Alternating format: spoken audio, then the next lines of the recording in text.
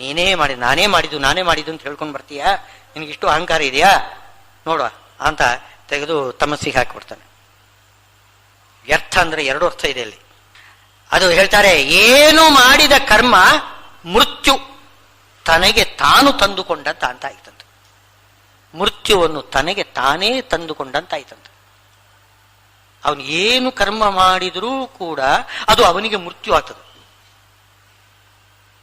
ಏನೇ ಕರ್ಮ, ಒಳ್ಳೆ ಕರ್ಮ ಮಾಡಲಿ, ಕೆಟ್ಟ ಕರ್ಮ ಮಾಡಲಿ, ಶಾಸ್ತ್ರೋಕ್ತವಾಗಿರ್ತಕ್ಕಂಥದ್ದು ಮಾಡಲಿ, ನಿಷಿದ್ಧ ಕರ್ಮ ಮಾಡಲಿ, ಯಾವುದೇ ಕರ್ಮ ಮಾಡಲಿ, ನಾನು ಮಾಡ್ತೇನೆ ಅಂತಂದನೋ ಆ ಕರ್ಮ, ಯಾವುದೇ ಕರ್ಮ ಕೊನೆಗೆ ಶ್ವಾಸೋಚ್ಛ್ವಾಸ ಮಾಡಿದರೂ ಕೂಡ ಅದು ತಮಸ್ಸಿಗೆ ಕಾರಣ ಆಗ್ತದೆ. ಹಿಂದೆ ಹೇಳಿದ್ದಾರೆ ನೋಡಿ, ಆ ತಾಮಸರಿಗೆ ಶ್ವಾಸೋಚ್ಛ್ವಾಸವೇ ತಮಸ್ಸಿಗೆ ಪ್ರಾಪಕ. ತಾಮಸರಿಗೆ ಅವರು ಶ್ವಾಸೋಚ್ಛ್ವಾಸ ಮಾಡುವುದೇ ಮಹಾಪಾಪ. ಪುಣ್ಯವಂತರು ಶ್ವಾಸೋಚ್ಛ್ವಾಸ ಮಾಡಿದರೆ ಅವರಿಗೆ ಮೋಕ್ಷ ಫಲ. ಯಾಕೆ? ಹಂಸ ಜಪ, ಹಂಸಮಂತ್ರ ಜಪ. ಇವರಿಗೆ ಸೋಹಂ ಉಪಾಸನೆ, ಅದೇ ಶ್ವಾಸ ಜಪ ಇವರಿಗೆ ಅದು ಸೋಹಂ ಉಪಾಸನೆ ಆಗ್ತದೆ, ತಮಸ್ಸಿಗೆ ಸಾಧನೆ ಆಗ್ತದೆ. ಯಾವುದೇ ಕರ್ಮ ನೀವು ಸರಿಯಾಗಿ ಮಾಡಿದ್ರಿ ಅದು ಮೋಕ್ಷಕ್ಕೆ ಕಾರಣ ಆಗ್ತದೆ. ಸ್ವಲ್ಪ ಏನಾದರೂ ವ್ಯತ್ಯಾಸ ಮಾಡಿ ನಾನೇ ಅಂತಂದ್ರಿ ಮೃತ್ಯು ತಂದುಕೊಂಡ ಹಾಗೆ, ತನಗೆ ತಾನೇ ತನ್ನ ಏನೋ ಸಮಾಧಿ ತಾನೇ ತೋಡಿಕೊಂಡ ಹಾಗೆ, ತನ್ನ ಸಮಾಧಿ ತಾನೇ ತೋಡಿಕೊಂಡ ಹಾಗೆ. ಪರಮಾತ್ಮನ ಸ್ವಾತಂತ್ರ್ಯವನ್ನು ಮರೆತು ಈ ರೀತಿ ಮಾತಾಡಿದರೆ ಮೃತ್ಯು ತನಗೆ ತಾನು ಕೊಂಡವನಾಹ. ಆರ್ತಿ ಅವನಿಗೆ ನಾಶವಾಗುವುದು ಅಂತ ಹೇಳ್ತಾರೆ. ಆರ್ತಿ ಅವನಿಗೆ ದುಃಖ ನಾಶವಾಗುವುದೇ ಇಲ್ಲ.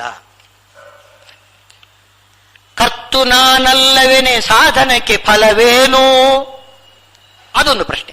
ಕರ್ತು ನಾನಲ್ಲ ಅಂತಂದಾಗ ಸಾಧನಕ್ಕೆ ಫಲವೇನು ಕೇಳ್ತಿದ್ದಾರೆ. ಫಲಕ್ಕೆ ಇವನು ಯಾಕೆ ಜವಾಬ್ದಾರಿ ಆಗ್ತಾನೆ? ಇವನು ಯಾಕೆ ಫಲ ಸಿಗ್ತದೆ? ಕರ್ತು ನಾನಲ್ಲವೇನೆ, ನಾನು ಕರ್ತನೇ ಅಲ್ಲ, ನಾನೇನು ಮಾಡಲಿಲ್ಲ ಅಂತಂದ್ರೆ ಹಾಗಿದ್ರೆ ಈ ಅವನು ಮಾಡಿದ ಸಾಧನೆಗೆ ಫಲ ಏನು? ಫಲ ಹೇಗೆ ಕೊಡ್ತಾನೆ? ಇದು ಎರಡೂ ಪ್ರಶ್ನೆ ಬರ್ತದೆ ಅಂತ ದಾಸರು ನಮಗೆ ಅಲ್ಲಿರ್ತಕ್ಕಂಥ ಸಮಸ್ಯೆಯನ್ನು ತೋರಿಸಿಕೊಡ್ತಾ ಇದ್ದಾರೆ. ಈ ಕರ್ತೃತ್ವಾಧಿಕರಣ ಅಂತ ಏನೋ ಬ್ರಹ್ಮಸೂತ್ರದಲ್ಲಿ ಹೇಳ್ತಕ್ಕಂತಹ ವಿಷಯನೇ ಇದು. ಕರ್ತಾವ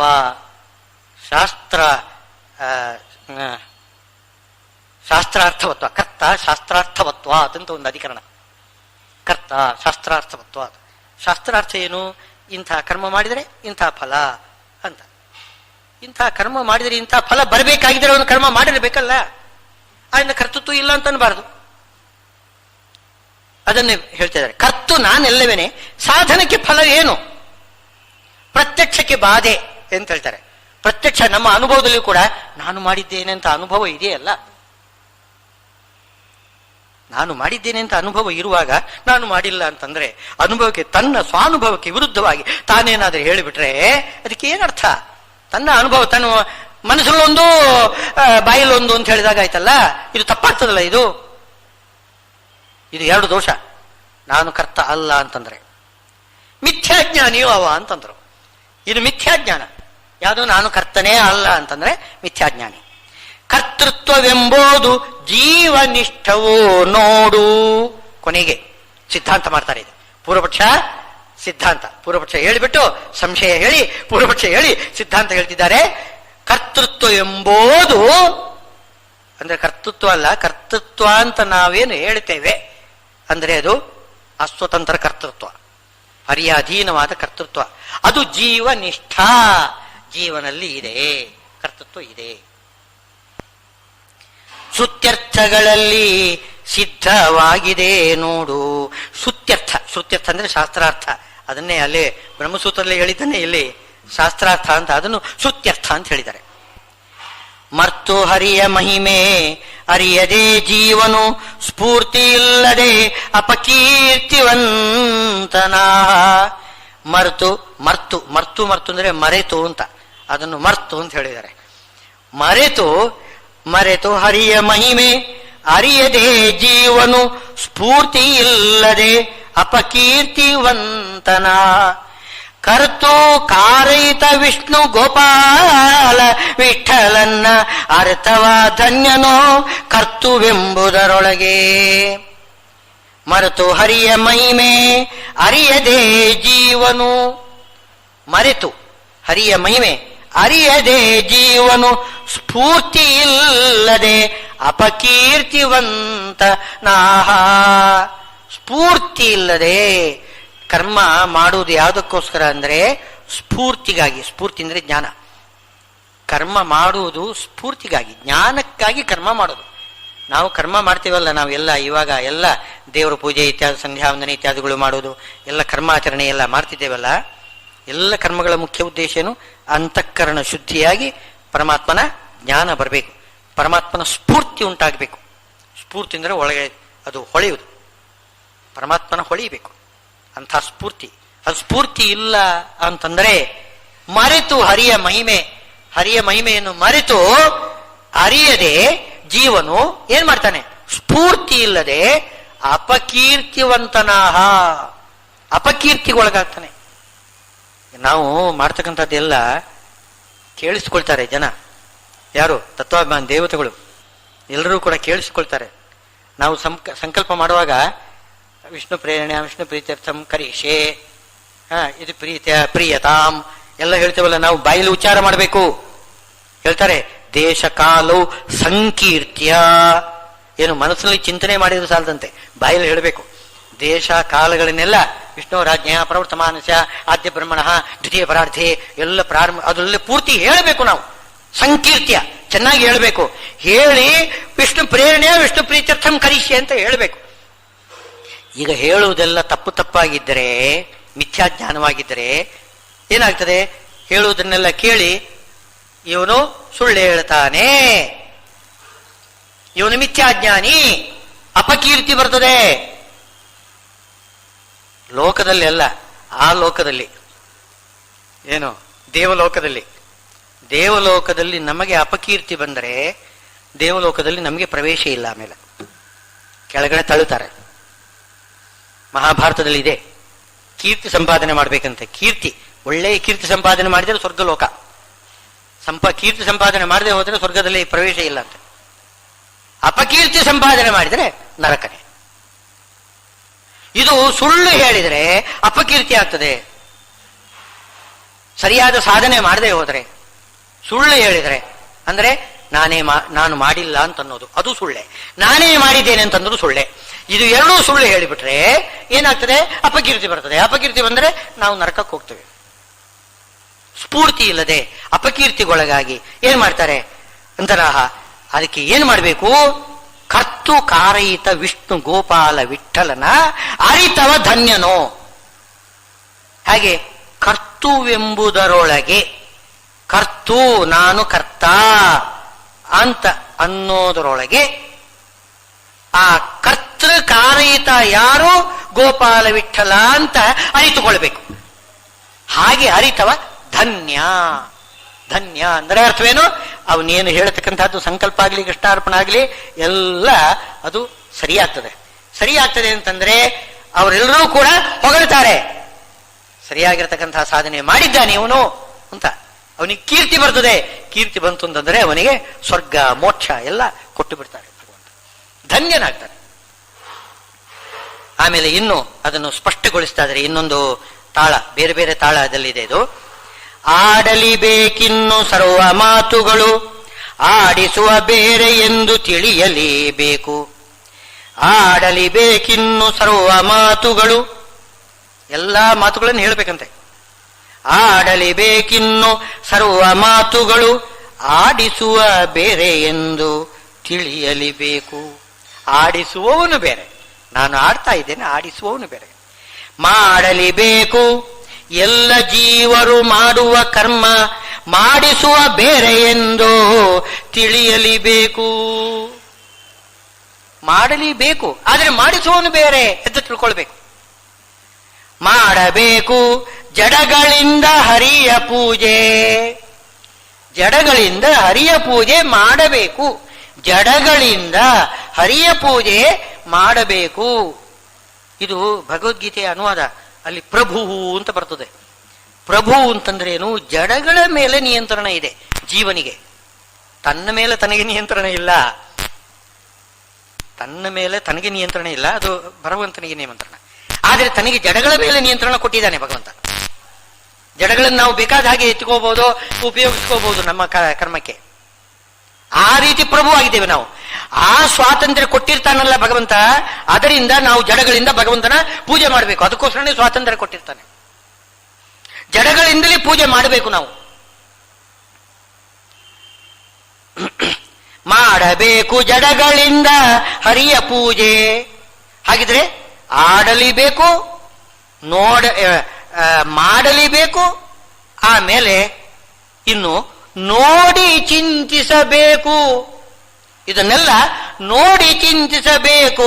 ಅಲ್ಲಿಪ್ಪ ಮೂರ್ತಿಗಳ, ಇದನ್ನೆಲ್ಲ ನಡೆಸ್ತಕ್ಕಂಥ ಒಂದು ಮೂರ್ತಿ, ಅಲ್ಲಿ ಆಡಿಸ್ತಕ್ಕಂಥ ಒಂದು ಮೂರ್ತಿ, ಮಾಡಿಸ್ತಕ್ಕಂಥ ಮೂರ್ತಿ, ನೋಡಿಸ್ತಕ್ಕಂಥ ಮೂರ್ತಿ, ಎಲ್ಲ ಭಗವಂತನ ಬೇರೆ ಬೇರೆ ರೂಪಗಳು. ಒಂದೊಂದು ರೂಪದಿಂದ ಒಂದೊಂದು ಕಾರ್ಯ ಮಾಡಿಸ್ತಾನೆ ಭಗವಂತ. ಆ ಮೂರ್ತಿಗಳನ್ನು ನಾವು ನೋಡ್ಬೇಕಂತೆ. ನೋಡುವುದೊಂದರ ಅರ್ಥವೇನು? ಚಿಂತನೆ ಮಾಡೋದು, ಧ್ಯಾನದ ದೃಷ್ಟಿಯಲ್ಲಿ ನೋಡ್ಬೇಕು. ನೋಡಿ ಚಿಂತಿಸಬೇಕು ಅಲ್ಲಿಪ್ಪ ಮೂರ್ತಿಗಳ. ಯಾವುದದು ಮೂರ್ತಿಗಳು? ಆಡಿಸುವ ಮೂರ್ತಿ, ಮಾಡಿಸುವ ಮೂರ್ತಿ, ನೋಡಿಸುವ ಮೂರ್ತಿ, ಕೂಡಿ ಚಿಂತಿಸಿ ಎಲ್ಲವನ್ನು ಚಿಂತನೆ ಮಾಡ್ಬೇಕಂತೆ. ತನ್ನ ಗೂಡಿನಲ್ಲಿ ನಿತ್ಯ ಮಾಡಬೇಕು ಧ್ಯಾನ. ತನ್ನ ಗೂಡಿನಲ್ಲಿ, ತನ್ನದೊಂದು ಗೂಡಿದೆಯಲ್ಲ, ಒಂದು ಹಕ್ಕಿ ಗೂಡು, ಇಲ್ಲಿ ನೀಡದಂದದಲ್ಲಿಪ್ಪ ಏನು ಲಿಂಗ, ಲಿಂಗ ಎಂಬುದೊಂದು ನೀಡ ಅಂತೆ. ನೀಡ ಅಂದ್ರೆ ಹಕ್ಕಿ ಗೂಡು. ಹಕ್ಕಿ ಗೂಡಿನಲ್ಲಿ ಹಕ್ಕಿ ಅಂತೆ ನಾವಿದ್ದೇವೆ ಒಳಗಡೆ. ಇದು ಗೂಡು, ನಮ್ಮ ಶರೀರ ಗೂಡು. ಆ ಗೂಡಿನಲ್ಲಿ ಏನು ಮಾಡಬೇಕು? ನಿತ್ಯ ಮಾಡಬೇಕು ಧ್ಯಾನ. ನಮಗೆ ಗೂಡು ಕೊಟ್ಟಿದ್ದು ಯಾಕೆಂದ್ರೆ ಈ ಗೋಡಿನೊಳಗೆ ನಾವು ಕೂತ್ಕೊಂಡು ನಿತ್ಯ ಧ್ಯಾನ ಮಾಡಬೇಕು. ಅದಕ್ಕೋಸ್ಕರ ಗೂಡು ಕೊಟ್ಟಿದ್ದಾನೆ ಭಗವಂತ. ಹಾಗೆ ಧ್ಯಾನ ಮಾಡಬೇಕು. ಯಾರನ್ನು? ಮಾಡಿಸ್ತಕ್ಕಂಥವನು, ಆಡಿಸ್ತಕ್ಕಂಥವನು, ಮತ್ತೆ ನೋಡಿಸ್ತಕ್ಕಂಥವನು. ಈ ಮೂರು ಮೂರ್ತಿಗಳನ್ನು ನಾವು ಉಪಲಕ್ಷಣ ಎಲ್ಲವನ್ನು ಮಾಡಿಸ್ತಕ್ಕಂತಹ ಭಗವಂತನ ಎಲ್ಲ ರೂಪಗಳನ್ನು ನಾವು ಚಿಂತನೆ ಮಾಡಬೇಕು, ಧ್ಯಾನ ಮಾಡಬೇಕು. ಇದು ನಿಜವಾದ ಕರ್ಮಯೋಗ. ಕರ್ಮಯೋಗ ಅಂದ್ರೆ ಹೀಗೆ ನಿತ್ಯ ಮಾಡಬೇಕು ಧ್ಯಾನ. ರೂಢಿಗೊಡೆಯ ರಂಗ ಗೋಪಾಲ ವಿಠ್ಠಲಗೆ ಈಡಿಲ್ಲವೆಂದು ಕೂಗ್ಯಾಡಬೇಕು. ಏನೋ ರೂಢಿಗೊಡೆಯ ರಂಗ ಗೋಪಾಲ ವಿಠ್ಠಲನಿಗೆ ಈಡೇ ಇಲ್ಲ, ಅವನಿಗೆ ಸಮಾನರಿಲ್ಲ, ಅಸಮಾನ ಅವನು, ಅಸದೃಶ. ಯಾಕೆ? ಅವನೇ ಸ್ವತಂತ್ರ, ಎಲ್ಲರಿಗಿಂತಲೂ ಸ್ವತಂತ್ರ ಅವನು. ಹೀಗೆ ನಿತ್ಯ ಈ ರೀತಿ ಧ್ಯಾನ ಮಾಡಬೇಕು ಅಂತ ಹೇಳ್ತಾ ಇದ್ದಾರೆ. ಇದು ಭಗವದ್ಗೀತೆಯ ಸಾರ. ದಾಸರು ಬಹಳ ಚೆನ್ನಾಗಿ ನಮಗೆ ಹೇಳಿದ್ದಾರೆ. ಇನ್ನು ಜ್ಞಾನೇನದು ತದಜ್ಞಾನಂ ಯೇಷಾಂ ನಾಶಿತಮಾತ್ಮನಃ ತೇಷಾಂ ಆದಿತ್ಯವತ ಜ್ಞಾನಂ ಪ್ರಕಾಶಿತ ತತ್ಪರಂ. ಇಲ್ಲಿ ವ್ಯಾಖ್ಯಾನಕಾರರು ಕೆಲವರು, ಅಂದ್ರೆ ಬೇರೆ ವ್ಯಾಖ್ಯಾನಕಾರರು, ಅಂದ್ರೆ ಶಾಂಕರ ಭಾಷ್ಯ, ರಾಮಾನುಜ ಭಾಷ್ಯ, ಅವರೆಲ್ಲ ಏನ್ ಮಾಡ್ತಾರೆ ಅಂತಂದ್ರೆ ಆದಿತ್ಯವತ್ ಅಂತ, ಸೂರ್ಯ ಏನು ಮಾಡ್ತಾನೆ? ಬಂದು ಎಲ್ಲವನ್ನೂ ಕೂಡ ಏನು ಕತ್ತಲನ್ನು ಓಡಿಸ್ತಾನೆ, ಎಲ್ಲವನ್ನೂ ತೋರಿಸ್ತಾನೆ. ಒಂದೇ ಕೆಲಸ ಒಬ್ಬನೇ ಮಾಡ್ತಾನೆ. ಹಾಗೆ ಜ್ಞಾನ ನಮ್ಮಲ್ಲಿ ಎರಡನ್ನೂ ಕೂಡ ಮಾಡಿಸ್ತದೆ. ಕತ್ತಲನ್ನು ಓಡಿಸ್ತದೆ, ಪರಮಾತ್ಮನ ಬಗ್ಗೆ ನಮಗೆ ತಿಳಿಸಿಕೊಡ್ತದೆ. ಇದ್ಯಾ ಹೀಗೆ ಅಂತ ಅರ್ಥ ಮಾಡ್ತಾರೆ ಅವರು. ಶ್ರೀಮದ್ ಆಚಾರ್ಯರು ಹೇಳ್ತಾರೆ, ಒಂದೇ ಜ್ಞಾನ ಎರಡು ಕೆಲಸ ಮಾಡುವುದಿಲ್ಲ, ಎರಡು ಜ್ಞಾನ ಇದೆ. ಹಿಂದೆ ಹೇಳಿದ ಹಾಗೆ ಮೊದಲು ಶಾಸ್ತ್ರದಿಂದ ಚೆನ್ನಾಗಿ ತಿಳ್ಕೊಳ್ಬೇಕು. ಶಾಸ್ತ್ರದಿಂದ ಬರತಕ್ಕಂತಹ ಜ್ಞಾನ, ಅಧ್ಯಯನದಿಂದ ಬರತಕ್ಕಂತಹ ಜ್ಞಾನ ಏನಿದೆ, ಆ ಜ್ಞಾನದಿಂದ ಪಂಚಪರ್ವ ಅವಿದ್ಯಾ ಇದೆಯಲ್ಲ, ಅದನ್ನು ಸಡಿಲುಗೊಳಿಸಬೇಕು. ಆಮೇಲೆ ಅಪರೋಕ್ಷ ಜ್ಞಾನ ಬರ್ತದೆ. ಆ ಅಪರೋಕ್ಷ ಜ್ಞಾನ ಪರಮಾತ್ಮನನ್ನು ಸುಂದರವಾದ ರೂಪವನ್ನು ತೋರಿಸಿಕೊಡ್ತದೆ. ಆದರೆ ಪರಮಾತ್ಮನನ್ನು ತೋರಿಸ್ತಕ್ಕಂಥ ಜ್ಞಾನ ಬೇರೆ, ಈ ಅಜ್ಞಾನವನ್ನು ಸಡಿಲು ಮಾಡತಕ್ಕಂಥ ಜ್ಞಾನ ಬೇರೆ. ಇದು ಸಡಿಲುಗೊಳ್ಳದೆ ಹೋದರೆ ಅಪರೋಕ್ಷ ಜ್ಞಾನವೇ ಬರುವುದಿಲ್ಲ. ಯಾಕೆಂದ್ರೆ ಅಪರೋಕ್ಷ ಜ್ಞಾನಕ್ಕೆ ವಿರೋಧಿಯಾಗಿ ಕೂತಿದೆ ಇದು. ಅಪರೋಕ್ಷ ಜ್ಞಾನ ಬಾರದ ಹಾಗೆ ತಡೀತಕ್ಕಂಥದ್ದು ಯಾವುದು? ಈ ಪಂಚಪರ್ವ ಅವಿದ್ಯೆ. ಅಪರೋಕ್ಷ ಜ್ಞಾನ ಬರೋದು ಹೇಗೆ ಹೇಳ್ರಿ? ಅಪರೋಕ್ಷ ಜ್ಞಾನ ತಾನು ಬರಬೇಕಾಗಿದ್ರೆ ಅವಿದ್ಯೆ ಹೋಗ್ಬೇಕು. ಅವಿದ್ಯೆ ಹೋದರೆ ಅಪರೋಕ್ಷ ಜ್ಞಾನ ಬರುತ್ತೆ, ಅಪರೋಕ್ಷ ಜ್ಞಾನ ಬಂದ್ರೆ ಅವಿದ್ಯೆ ಹೋಗುತ್ತೆ ಅಂತಂದ್ರೆ ಇದು ಹುಚ್ಚು ಬಿಡದೆ ಮದುವೆ ಆಗುದು, ಮದುವೆ ಆಗಿದೆ ಹುಚ್ಚು ಬಿಡೋದು, ಇದು ಅನ್ಯೋನ್ಯಾಶ್ರಯ ಅಂತ ಹೇಳ್ತಾರೆ ಶಾಸ್ತ್ರದಲ್ಲಿ. ಅದಾಗುದಿಲ್ಲ. ನಮಗೆ ಜ್ಞಾನ ಬರಬೇಕಲ್ಲ. ನಮಗೆ ಜ್ಞಾನ ಹೇಗೆ ಬರ್ತದೆ? ಅಪರೋಕ್ಷ ಜ್ಞಾನ ಹೇಗೆ ಬರ್ತದೆ? ನಾವು ಅಜ್ಞಾನಿಗಳು, ಅಜ್ಞಾನ ಆವರಣ ಇದೆ. ಅಜ್ಞಾನ ಆವರಣ ಇದ್ರೆ ಅಪರೋಕ್ಷ ಜ್ಞಾನ ಬರುವುದಿಲ್ಲ. ಅಪರೋಕ್ಷ ಜ್ಞಾನ ಬಂದರೆ ಅವಿದ್ಯಾವರಣ ಹೋಗ್ತದೆ, ಅವಿದ್ಯಾವರಣ ಹೋದ್ರೆ ಅಪರೋಕ್ಷ ಜ್ಞಾನ ಬರ್ತದೆ. ಅಂದ್ರೆ ಇದು ಹೇಗೆ? ಅದಕ್ಕೆ ಶ್ರೀಮದ್ ಆಚಾರ್ಯರು ಹೇಳ್ತಾರೆ, ಹಾಗಲ್ಲ, ನೀವು ತಪ್ಪು ತಿಳ್ಕೊಂಡಿದ್ದೀರಿ. ಜ್ಞಾನ ಎರಡಿದೆ. ಮೊದಲದ್ದು ಶಾಸ್ತ್ರದಿಂದ ಬರ್ತಕ್ಕಂತಹ ಜ್ಞಾನ, ಆಮೇಲೆ ಅಪರೋಕ್ಷ ಜ್ಞಾನ. ಅಪರೋಕ್ಷ ಜ್ಞಾನ ಬರಬೇಕಾಗಿದ್ದರೆ ಮೊದಲಿಗೆ ಶ್ರವಣ ಮನನ ನಿಧಿಧ್ಯಾಸನ ಮಾಡಿ ಅಪರೋಕ್ಷ ಬರಬೇಕು. ಶಾಸ್ತ್ರದಲ್ಲಿ ಹೇಳುವುದು ಹಾಗೆ, ಆತ್ಮಾವಾರೇ ದ್ರಷ್ಟವ್ಯ ಶ್ರೋತವ್ಯೋ ಮಂತವ್ಯೋ ನಿಧಿಧ್ಯಾಸಿತವ್ಯ ಅಂತ ಮೊದಲಿಗೆ ಶ್ರವಣ ಮನನ ನಿಧಿಧ್ಯಾಸನ ಮಾಡಿದ ಮೇಲೆ ಅಪರೋಕ್ಷ ಬರಬೇಕು. ಇದ್ದಕ್ಕಿದ್ದ ಹಾಗೆ ಅಪರೋಕ್ಷ ಜ್ಞಾನ ಬರುವುದಿಲ್ಲ. ಆ ಮೊದಲು ಹೇಳತಕ್ಕಂಥದ್ದು ಮೂರು ಇದೆಯಲ್ಲ, ಶ್ರವಣ ಮನನ ನಿಧಿಧ್ಯಾಸನಾತ್ಮಕವಾದ ಜ್ಞಾನ, ಅದು ಬಂದ್ರೆ ಆ ಅವಿದ್ಯೆ, ಪಂಚಪರ್ವ ಅವಿದ್ಯೆ ಸಡಿಲಾಗ್ತದೆ. ಆವಾಗ ಅಪರೋಕ್ಷ ಜ್ಞಾನ ಬರ್ತದೆ, ಆವಾಗ ಪರಮಾತ್ಮ ಕಾಣಿಸ್ತಾನೆ. ಅದು ಸರಿಯಾಗ್ತದೆ. ಹೀಗೇನೆ ವ್ಯಾಖ್ಯಾನ ಮಾಡಬೇಕು ಅಂತ ಹೇಳ್ತಾರೆ. ಇಲ್ಲದೆ ಹೋದರೆ ಏನಾಗ್ತದೆ? ಈ ಶ್ಲೋಕ ಅದು ಅದರ ಅಭಿಪ್ರಾಯ ಹಾಗಿಲ್ಲ ಅಂತ ಜಯತೀರ್ಥರು ವ್ಯಾಖ್ಯಾನ ಮಾಡುವಾಗ, ಭಾಷ್ಯಕ್ಕೆ ವ್ಯಾಖ್ಯಾನ ಮಾಡುವಾಗ ಹೇಳ್ತಾರೆ, ಜ್ಞಾನ ಎರಡು ಸಲ ಜ್ಞಾನ ಶಬ್ದವನ್ನು ಯಾಕೆ ಹಾಕಿದ್ರು ಅಂತ. ಇಲ್ಲಿಗ ನೋಡಿ, ಜ್ಞಾನೇನತು ತದಜ್ಞಾನಂ ಯೇಷಾಂ ನಾಶಿತಮಾತ್ಮನಃ.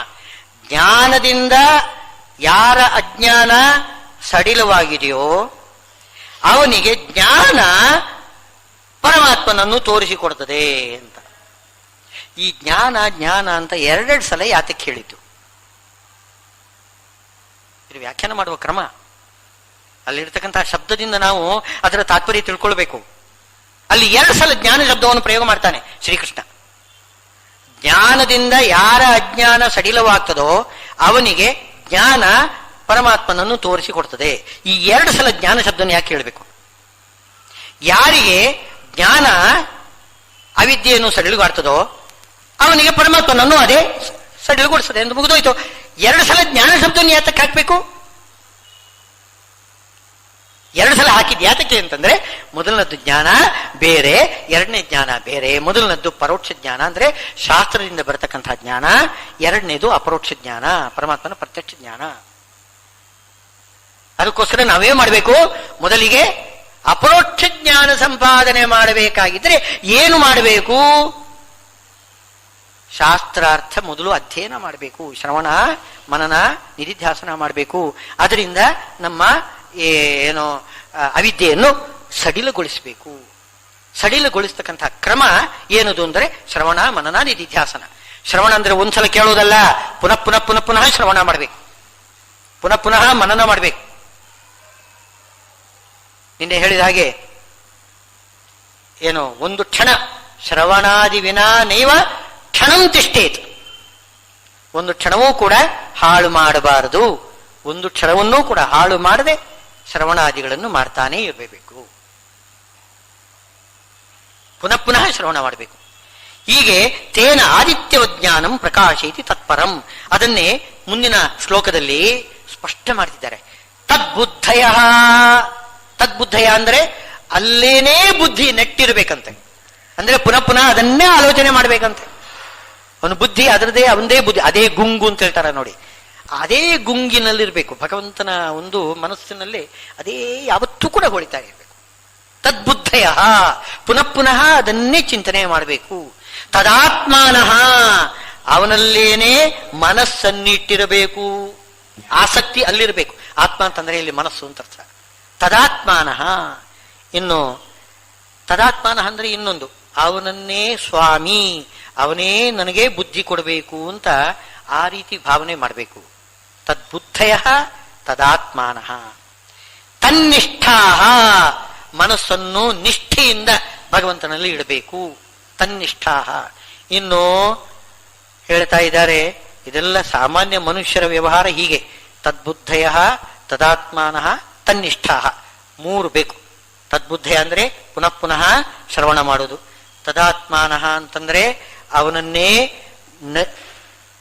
ಬೇಡಿಕೊಳ್ಳಬೇಕು.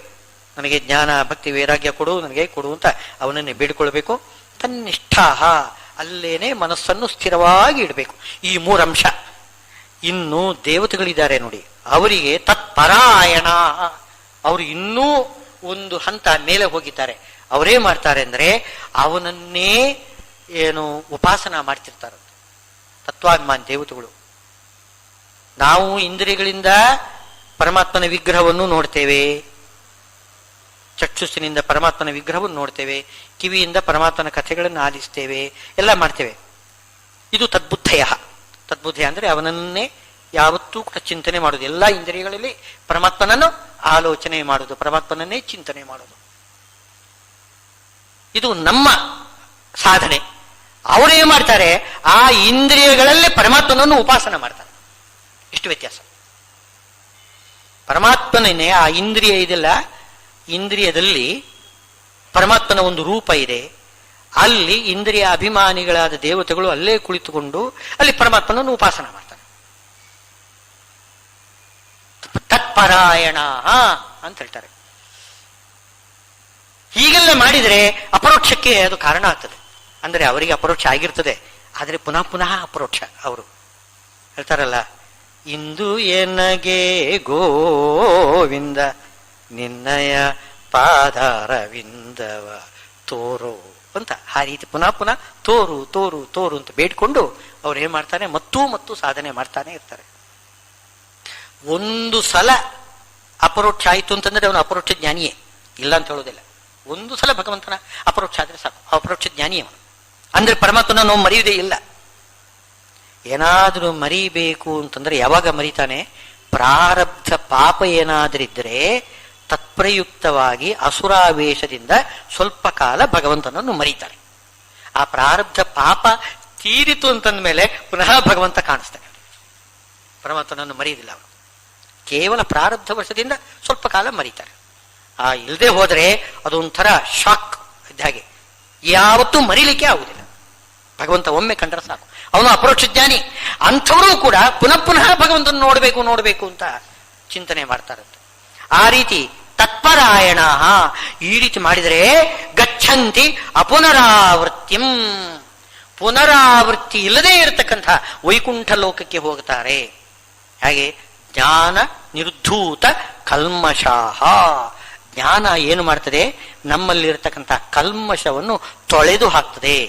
ನಾವೀಗ ಕಲಿಕಾಲ ಕಾಲಿತ ಗುಣೇಧರಾತಲೆ ಸುಜನೋನನು ನ ಮಧುನಾಸ್ತಿ ಯೋಗ್ಯಧೀ ಅಂತ ಅಲ್ಲಿ ಶ್ರೀಮದ್ ಆಚಾರ್ಯರು ವೇದವ್ಯಾಸದೇವರಲ್ಲಿ ಕೇಳ್ಕೊಳ್ತಾರೆ. ಯಾರು ಈ ಕಲಿಯುಗದ ಜನರೆಲ್ಲ ಏನು ಮಣ್ಣಿನಲ್ಲಿ ಬಿದ್ದ ರತ್ನದ ಹಾಗೆ, ಅವರು ಅದರ ಪ್ರಕಾಶನೆ ಕಾಣಿಸುವುದಿಲ್ಲ.